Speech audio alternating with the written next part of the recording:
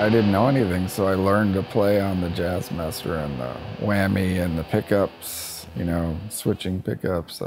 Once I started learning on the Jazzmaster, it was hard to go to another guitar because I was using the whammy a lot, and clean, I'd always use both pickups, and then when I hit the fuzz, I'd switch to this pickup so that I'd have to do it at the same time. And that's why I thought it was insane when I picked up the Jazzmaster the other day and the switch was up here. I'm like, how do you even play this? It's like, why? It was so weird because I'm constantly clean as both and dirty as, the bridge pickup. So I'm always like, hitting the pedal, switching the pickup. It was all a big dance of stuff to do. Yeah, your first Jazzmaster? Mm-hmm. I guess it was like cheaper than the Strat, or like maybe there wasn't a Strat, whatever. Yeah, I had $400 and suddenly the Strat was $450. It's $400 in the paper, but when you get there, it's $450. So I didn't have the cash. If I had had $50 more, I would have bought this guitar probably. Which was $450, and the Jazzmaster was $300. So finally, after all these years, I finally got it. Not that I knew much about guitars, I just thought I wanted to write songs, and I thought the Fender sound would be better. It's kind of more acoustic. You could do like open chords more, and yeah, it's cool. I played it a bit. I did a new Heavy Blanket album, which is like my instrumental band, where I play everything and just kind of jam. I was using the Strat on some of that.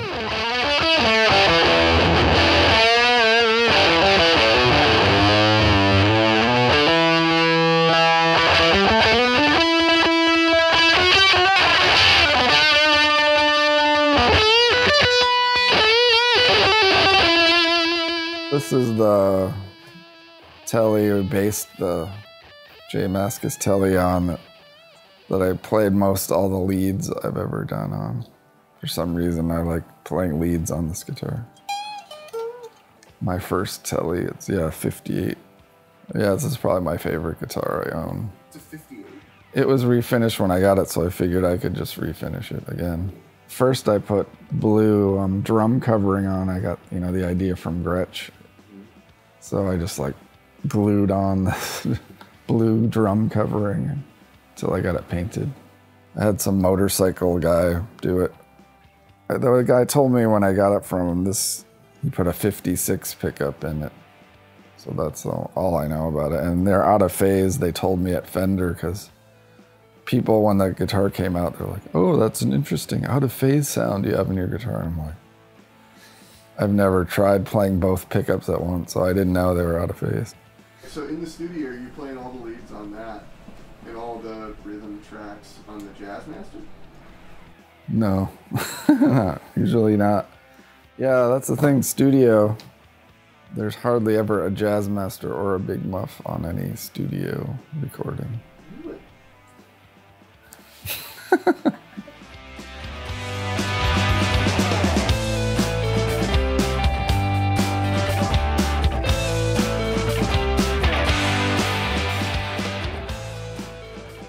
Yeah, this guitar, if you sit like this and then like this, it'll go out of tune. But I used this on like the opening riff of Out There. I had it, it was kind of new to me then, and I had a Tweed Bandmaster, and it's just straight into that. And I really liked that sound. It was really crunchy. I had got a lot of other juniors, but this one is the most nasty sounding. I always like this color, I don't know why. Most people think it's hideous, but I think I saw it, Kevin Shields had a 6-string guitar like this. And I really liked the color, so then I found the bass, and I also have the 12-string, this color. Yeah, and I played a red one like this in Greece once. It was like the backup bass they had, and I thought that was really cool, so then I found the blue one. I'd been looking for it for a while. Yeah, a lot of purists poo-poo the black hardware look, but I don't know.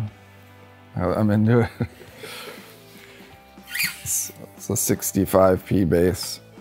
The same guy had one just like it who had this Tele, this studio Ford Apache in Boston. This guy had all these cool guitars. They had that SG Junior too. So that's where I learned about a lot of guitars early on. And so I've tried to find one just like the one he had because it has a big flat neck 65. And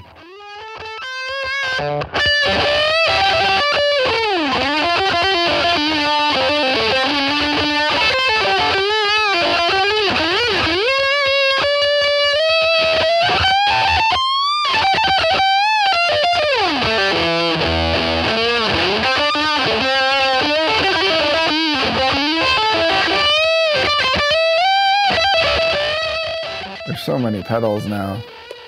Yeah, I've tried, I don't know, quite a bit, but yeah, the big muff's the hardest to replace, I guess. That would be one, and I mean, my clean sound, well, it used to be this one, and then I got the black one with 5 knobs, the smaller one, which that's the one I use now. You know, with my setup, I want the clean sound to have some kind of grit and sound cool, but I want it to be quiet too, so when you hit the big muff, it gets louder. And a lot of overdrives can't do that, is like make a cool sound at a really low volume, and this is one pedal that can do that. For a while I had a big rack. I had a Groove Tubes preamp that I liked a lot. And then I had a Marshall preamp. Then I went back to this, and that actually sounds the best. Or there's some big pedal that I wouldn't mind trying, but it's way too heavy and to put on a board. So There's one that I've never heard of. Is this like Jim Roth built Tone Bender Rangemaster? yeah, maybe that's number 3 now. I use that. That's big recording too. That's kind of like with the Big Muff Live. I kind of use that to start most sounds recording. It's a copy of a Mark I Tone Bender. And I had never heard a Mark I Tone Bender. He's just like, oh, check this out. This circuit is cool. And I mean, I wrote the thing on it that says Mark I Tone Bender. Nice.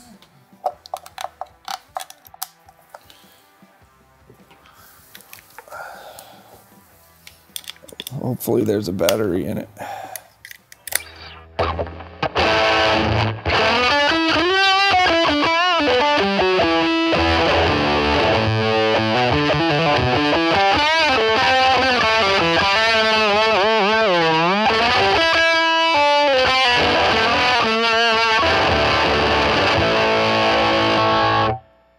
Lake Placid Blue Jazzmaster the same day. It was actually right before I got the Tele, I think 90, a few months before. Do you remember how much you bought it for? This was like 600, I think. So was the Jazzmaster, I think. Yeah, this is like the 3rd Jazzmaster I ever got. But it had humbuckers. So at the time I had to buy an entire new Jazzmaster just to get the pickups. And then I put Seymour Duncans in that one and sold it to someone. But yeah, you couldn't get pickups. They had Seymour Duncan 1 model, but it didn't sound right. So I bought a whole guitar just for the pickups for this guitar. So both these guitars, same day? Yeah, these same day. So yeah, so this is my 3rd ever Jazzmaster. That one I bought after I got all our stuff stolen. Like, for some reason they had this guitar in a local shop and they never have anything old. And so I've got that, like, yeah, whenever it got 2000, mid 2000s, when right after all our stuff got stolen. And I used that for a long time as my main guitar. I was following this on Reverb. Yeah, I guess it's hollow also, it sounds like.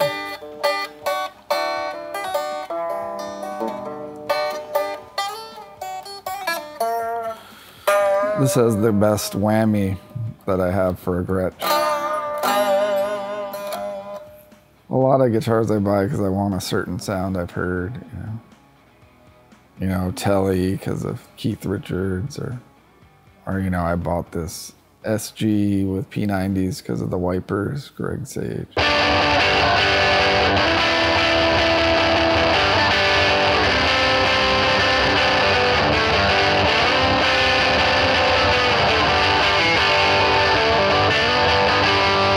this for the new album. I was in kind of a Thin Lizzy phase. And I was like, I need the Thin Lizzy guitar. And yeah, I used it on, what's that song called? Well, the first song on the album, whatever it's called. Oh yeah, I used this pickup, and it's in like a open G tuning or something. And yeah, 72, it's got the embossed pickup covers, which I think are cool. I had to play one show once with a Les Paul and at Maxwell's, Das Damon's Les Paul. It sounded weird, for sure.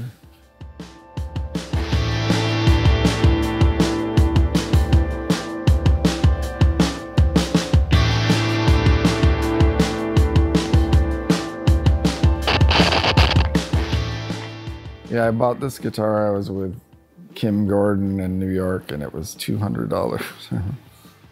One of the pickups didn't work. And she's like, well, if you don't buy it, I'm gonna buy it. So yeah, I could have also bought a Jag. When I bought the Jazzmaster, they had a Jag for $200, Jazz $300. But I picked it up and I was like, I don't know.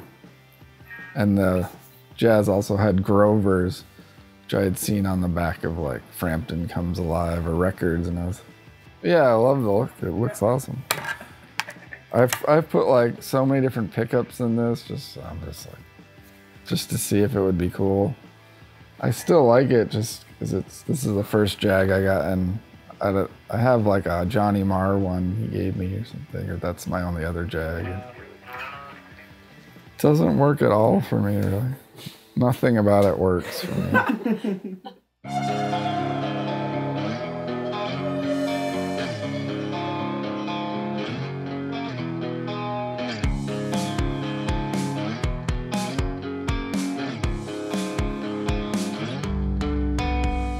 Got a 58 Jazzmaster.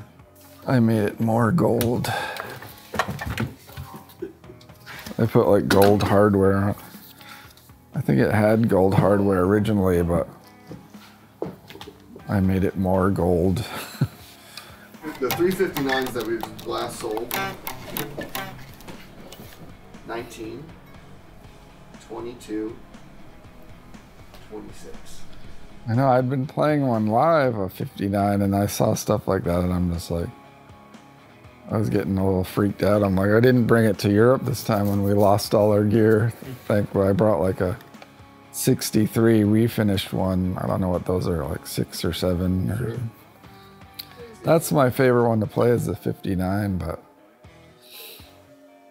I remember I bought 2 at once. I got this, I played drums in this band, Witch. We got a royalty check for $12,000 I didn't know was coming, and I'm like, oh, I have $12,000. And then I bought 2 59 Jazzes for $12,000 with the check, and now they're worth more, which is good. I'm surprised because I'm not usually not good at that sort of thing. So I'm always like buy high, sell low.